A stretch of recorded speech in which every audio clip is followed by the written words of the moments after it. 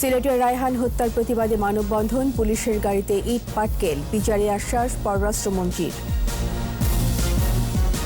শর্ত সাপেক্ষে 8 সপ্তাহে আগাম জামিন পেলেন এমপি নিক্সন, আপিল করবে রাষ্ট্রপক্ষ। আলুর দাম খুচরা 35 আর পাইকারিতে 30 টাকা নির্ধারণ, 10 লাখ টন আমদানির সিদ্ধান্ত।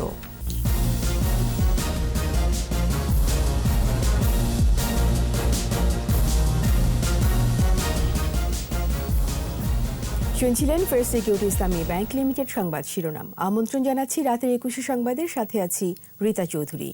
দর্শক, 21 টেলিভিশনের সংবাদ একই সাথে সরাসরি দেখতে পাবেন আমাদের ফেসবুক পেজ www.facebook.com/2124 অনলাইনে। এছাড়া সংবাদে আরও থাকছে মার্কিন নির্বাচনে করোনা ইস্যু, ফাউচিকে এক হাত নিলেন ট্রাম্প, সংবাদ মাধ্যমকে গালমন্দ।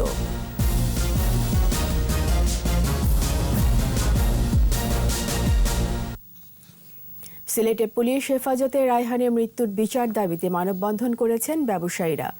যে সময় পুলিশের ওপর ক্ষুব্ধ হন বিক্ষোভকারীরা, ইট পাটকেল নিক্ষেপে ক্ষোভের প্রকাশ ঘটে। এদিকে রায়হানি পরিবারের প্রতি সমবেদনা জানিয়ে জড়িতদের আইনে আওতায় আনার আশ্বাস দিয়েছেন পররাষ্ট্রমন্ত্রী। খুনের ঘটনায় বন্দরবাজার পুলিশ ফাঁড়ির বরখাস্ত কনস্টেবল টিটু চন্দ্র দাসকে 5 দিনের রিমান্ডে নিয়েছে পুলিশ। সিলেট বিভাগীয় প্রতিনিধি ওয়েস খসরু রিপোর্ট জানাচ্ছেন শামু ইসলাম। রায়হান হত্যার বিচার দাবিতে নগরের কোর্ট পয়েন্টে দোকান বন্ধ রেখে ব্যবসায়ীরা মানববন্ধন ও বিক্ষোভ করছিল। সে সময় রাস্তার পাশ দিয়ে যাচ্ছিল পুলিশের পিকআপ ভ্যানটি। বিক্ষোভকারীরা পুলিশ দেখে ক্ষুব্ধ হয়ে ওঠে, গাড়িতে ইটপাটকেল নিক্ষেপ করে তারা। এদিকে স্বজনদের সমবেদনা জানাতে রায়হানের বাড়িতে যান পররাষ্ট্রমন্ত্রী ডক্টর একে আব্দুল মোমেন। সে সময় তিনি রায়হানের শিশু সন্তানের জন্য শিক্ষা সহায়তা হিসেবে 2 লাখ টাকা প্রদান করেন। অপরাধীরা পার পাবে না বলে রায়হানের মাকে আশ্বস্ত করেন মন্ত্রী। র্যাব, পুলিশের বিভিন্ন অঙ্গ প্রতিষ্ঠান সবাই একসাথে কাজ করছে। কেউ সাহায্য করেছে কিনা তাকে পালিয়ে যাওয়ার জন্য তাদেরও বের করা হবে, এইটারও ইনকোয়ারি হচ্ছে, সুতরাং কেউ ছাড় পাবে না। অন্যদিকে সিলেটের পুলিশ লাইন্সে থাকা বরখাস্ত কনস্টেবল টিটু চন্দ্র দাসকে নিজেদের হেফাজতে নিয়েছে তদন্ত সংস্থা পিবিআই। বিকেলে তাকে সিলেটের মুখ্য মহানগর হাকিম আদালতে হাজির করে 5 দিনের রিমান্ডে নেওয়া হয়। রাষ্ট্রপক্ষ 7 দিনের রিমান্ডের প্রার্থনা করেছেন। মাননীয় আদালত জনাব জিয়াদুর রহমান সাহেব, প্রথম শ্রেণী মেট্রোপলিটন ম্যাজিস্ট্রেট সাহেব 5 দিনের রিমান্ড মঞ্জুর করেন। রায়হান হত্যাকারীদের দৃষ্টান্তমূলক শাস্তি দেখতে চায় সিলেটের মানুষ। সমর ইসলাম, 21 টেলিভিশন। নির্বাচনী আচরণবিধি লঙ্ঘনে মামলায় সংসদ সদস্য মুজিবুর রহমান চৌধুরী নিক্সনকে শর্ত সাপেক্ষে 8 সপ্তাহের আগাম জামিন দিয়েছেন হাইকোর্ট। বিচারপতি শেখ মোহাম্মদ জাকির হোসেন ও বিচারপতি KM জাহিদ সারোয়ার কাজলের বেঞ্চ এই আদেশ দেন। তবে আদেশের বিরুদ্ধে আপিল করার কথা জানিয়েছে রাষ্ট্রপক্ষ। বিস্তারিত শাকির আরজু রিপোর্টে। নির্বাচন কমিশনের করা মামলায় মঙ্গলবার নেতাকর্মীদের সাথে নিয়ে আগাম জামিন নিতে হাইকোর্টে আসেন ফরিদপুর 4 আসনের এমপি মুজিবুর রহমান চৌধুরী নিক্সন। শুনানিতে নিক্সনের আইনজীবী হাইকোর্টের রায়ের উদাহরণ দেখিয়ে বলেন, স্বরাষ্ট্রমন্ত্রীর অনুমোদন ছাড়া অডিও রেকর্ডিং অবৈধ, সংবিধান বিরোধী বলেও যুক্তি তুলে ধরেন তিনি। মিটিং শোডাউন করেছে, কিন্তু মামলার আসামি তো একজন আসামি মিছিল শোডাউন করে কেমন করে আচরণবিধি লঙ্ঘন করবে। শুনানি শেষে হাইকোর্ট নির্বাচনে প্রভাবিত না করা ও তদন্তে সহায়তা করার শর্তে 8 সপ্তাহের জামিন দেন নিক্সন চৌধুরীকে। 8 সপ্তাহের বেশি দেওয়া যাবে না, এটা অ্যাপ্লিকেশন বলা আছে, ওই জন্য সীমিত সময়। এদিকে হাইকোর্টের এই আদেশের বিরুদ্ধে আপিল করার সিদ্ধান্ত জানিয়েছে রাষ্ট্রপক্ষ।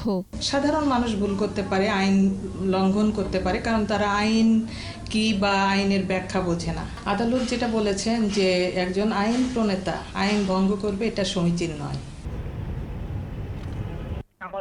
সিগারেট খাওয়ার জন্য গাড়িতে উঠাইছে, অনেক দালালি করতে মানা করে না।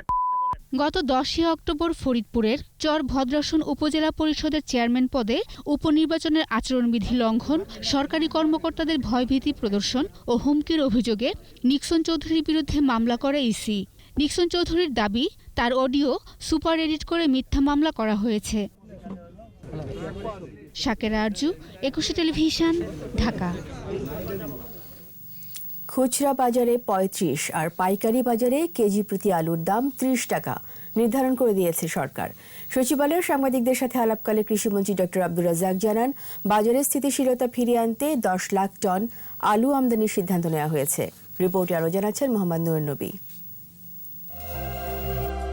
সবজি হিসেবে আলু গুরুত্বপূর্ণ ফসল সব দেশেই। ইউরোপের বিভিন্ন দেশে একে মূল খাবারের তালিকায়ও রাখা হয়।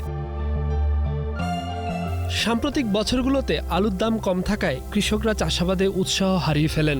দেশি আলুর মান উন্নয়নে এর ড্রাই মিটার বৃদ্ধির উদ্যোগ নেওয়া হয়, কিন্তু চেষ্টা করেও দাম বাড়ানো যায়নি। এর ব্যবহার বাড়াতে রোহিঙ্গা ক্যাম্প ও করোনা দুর্যোগের ত্রাণে অন্যান্য উপকরণের সাথে আলু দেবার সিদ্ধান্ত ছিল। ফলে গেল মার্চ থেকে জুনে আলুর সর্বোচ্চ ব্যবহার হয় দেশে। বন্যাসহ কিছু প্রাকৃতিক দুর্যোগে বাজারে আলু আসতে দেরি হবার পূর্বাভাসে দাম বাড়িয়েছে ব্যবসায়ীরা। কৃষিমন্ত্রী জানাচ্ছেন, এটা সাময়িক, ভবিষ্যতে এ ধরনের পরিস্থিতি হতে দেওয়া হবে না। আমরা এই ত্রাণ দিয়ে বিভিন্নভাবে আলুর ব্যবহারটা এবার বাড়িয়েছি। আলুতে আমাদের ঘাটতি থাকার কোনো কারণ নেই, পর্যাপ্ত আলু হয়, কিন্তু এই দামটা বাড়াতে গিয়ে আজকে যেমন বিপর্যয় হবে এরকম একটা অবস্থা হবে। এত দাম চিন্তাই করা যায় না। যে দামে মোটামুটি একটা লাভ হয় এটাকে অবশ্যই বাড়াতে হবে। একটা রিজনেবল প্রাইস, যেটা অবশ্যই 30 টাকার বেশি হবে। এদিকে ঘোষণা ছাড়াই ভারতের পেঁয়াজ রফতানি বন্ধের সমালোচনা করেন কৃষিমন্ত্রী। বাজার স্বাভাবিক করতে ইরান, তুরস্ক আর মিয়ানমার থেকে পেঁয়াজ আমদানির ব্যবস্থা নেওয়ার কথা জানান তিনি। এই বছর 26 লক্ষ টন হয়েছে, তারপরেও 9-10 লক্ষ টন পেঁয়াজ আমাদেরকে আমদানি করতেই হবে। এটা আমাদের ঘাটতি, আমরা এটা পূরণ করতে পারবো না। জেডিএলসি করে তাদের নৈতিক দায়িত্ব ছিল এটা ছেড়ে দেওয়া, সেটা তারা ছেড়ে দেয় নাই। এমনকি করোনার দ্বিতীয় তরঙ্গের মধ্যেও কৃষিজ উৎপাদনে কোনো ব্যাঘাত হবে না বলেও আশাবাদী কৃষিমন্ত্রী। মোহাম্মদ নুরুন নবী, 21 টেলিভিশন, ঢাকা। খাদ্য নিরাপত্তার সর্বোচ্চ গুরুত্ব দেওয়ার নির্দেশনা দিয়েছেন প্রধানমন্ত্রী শেখ হাসিনা। পাশাপাশি সড়ক উন্নয়নে দেওয়া বরাদ্দের কাজ যথাযথ হচ্ছে কিনা তা মনিটরিং করারও তাগিদ দিয়েছেন প্রধানমন্ত্রী। জাতীয় অর্থনৈতিক পরিষদের নির্বাহী কমিটির সভায় একনেকে এসব নির্দেশনা দেন প্রধানমন্ত্রী।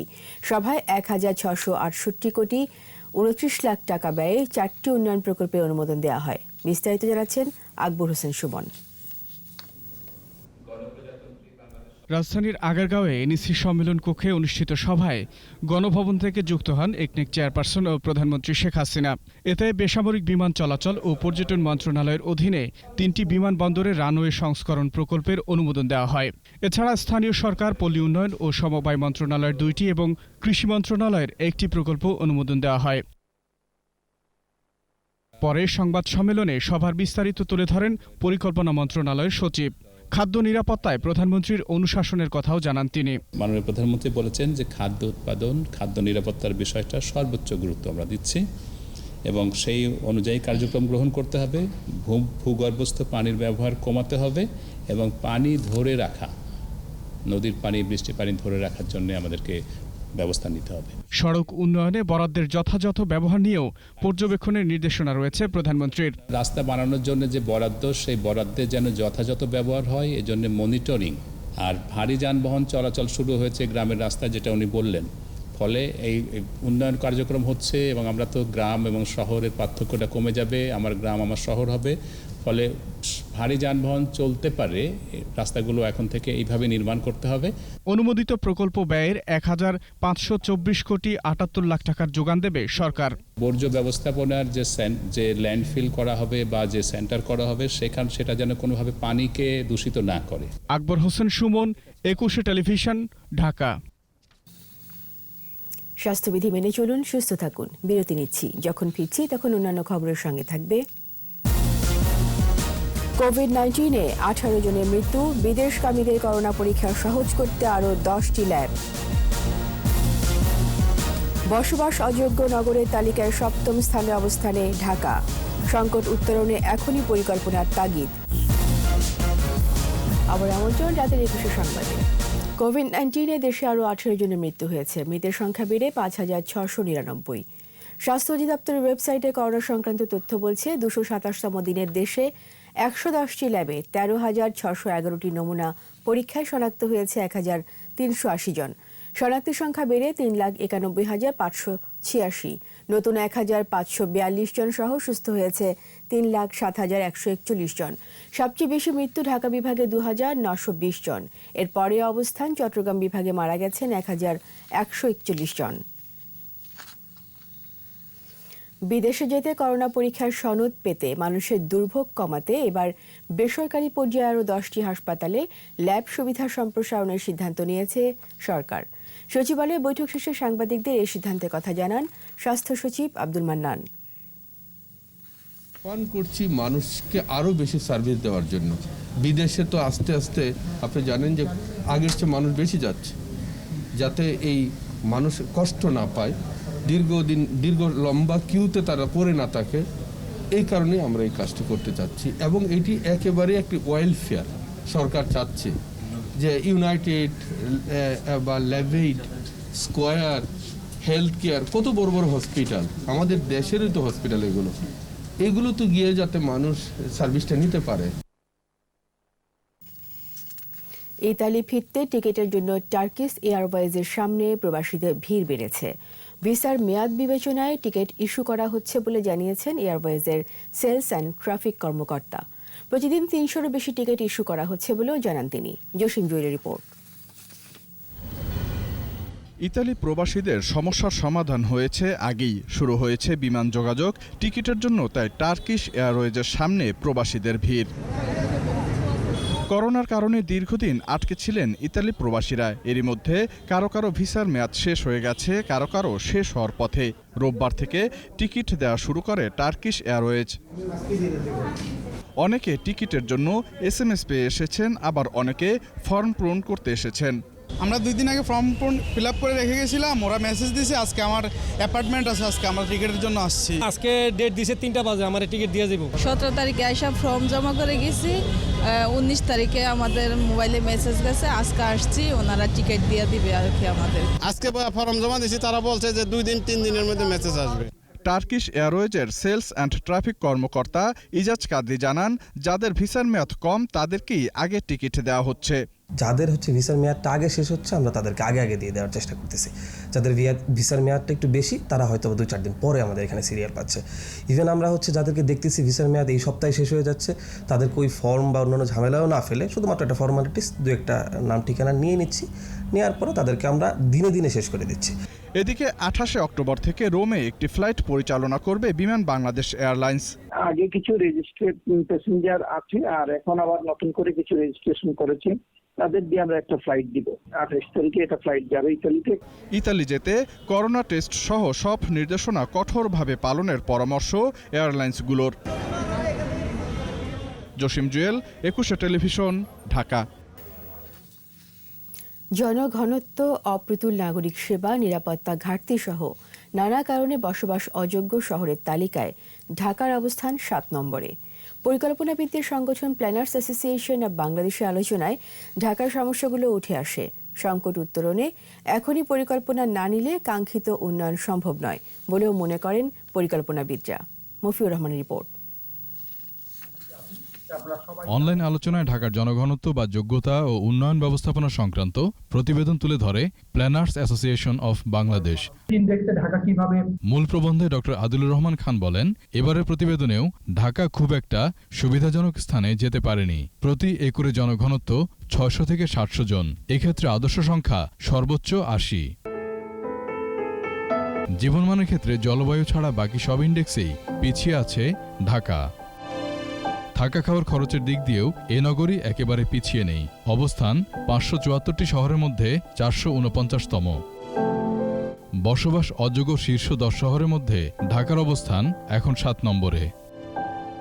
আর বাসযোগ্য শহরের তালিকার শীর্ষে অস্ট্রিয়ার ভিয়েনা, অস্ট্রেলিয়ার মেলবোর্ন ও সিডনি। সুষম উন্নয়ন পরিকল্পনা না থাকায় ঢাকার এখনকার অবস্থার জন্য দায়ী। আমরা যতদিন পর্যন্ত প্লট ভিত্তিক ডেভেলপমেন্টকে আমরা এনকারেজ করব, ততদিন পর্যন্ত কিন্তু প্রতিটা প্লটের ডেন্সিটি ক্যাপিং এবং সেই প্লটে কতজন জনসংখ্যা থাকতে পারবে সেই সীমারেখা না টানতে পারলে কিন্তু আমরা পুরো শহরের বা পুরো ওয়ার্ডের জন্য সুবিধা এবং সেই অনুযায়ী ফ্যাসিলিটি আমরা প্রোভাইড করতে পারবো। ঢাকার আশপাশে আবাসিক এলাকার পাশাপাশি শিল্পের জন্য আলাদা এলাকা নির্ধারণ করারও পরামর্শ আসে এই আলোচনা থেকে। ডিসেন্ট্রালাইজেশনের পলিসি পেপারে বললেও আদতে কার্যত কোনোদিন এই ডিসেন্ট্রালাইজেশনের পদ্ধতি যে যায়নি, বরং সবসময় কেন্দ্রমুখিতা ছিল এবং এই এমপ্লয়মেন্ট, শিক্ষা, স্বাস্থ্যসেবা সকল কারণেই মানুষ ঢাকামুখী হয়েছে। তো সেই জায়গায় জাতীয় একটা পরিকল্পনা বা জাতীয় নীতিমালা ঠিক করা প্রয়োজন এবং সেই অনুযায়ী তার বাস্তবিক প্রয়োগও প্রয়োজন। একই সাথে ঢাকার উপর নির্ভরতা কমিয়ে সারা দেশব্যাপী সুষম উন্নয়ন পরিকল্পনার তাগিদ পরিকল্পনাবিদদের। মফিউর রহমান, 21 টেলিভিশন, ঢাকা। এবার খেলার খবর।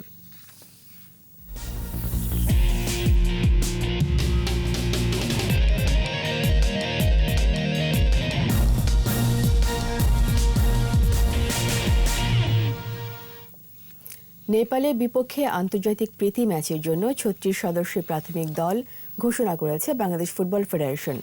13 ও 17 নভেম্বর ম্যাচ দুটি হবে বঙ্গবন্ধু জাতীয় স্টেডিয়ামে।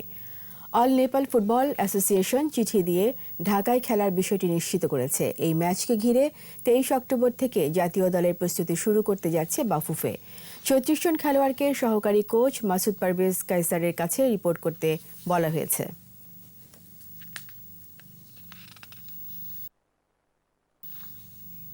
আর এরই সাথে শেষ করছি রাতের 21 সংবাদ। যাবার আগে ফার্স্ট সিকিউরিটি ইসলামী ব্যাংক লিমিটেড সংবাদ শিরোনামগুলো আরও একবার।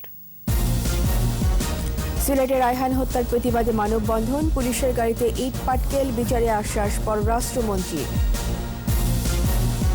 শর্ত সাপেক্ষে 8 সপ্তাহের আগাম জামিন পেলেন এমপি নিক্সন, আপিল করবে রাষ্ট্রপক্ষ।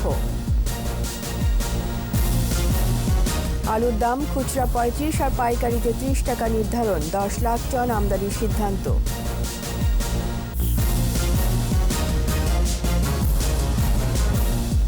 সবশেষ খবর জানতে ডায়াল করুন 2021 নম্বরে আর ভিজিট করুন 21-tv.com ওয়েবসাইটে।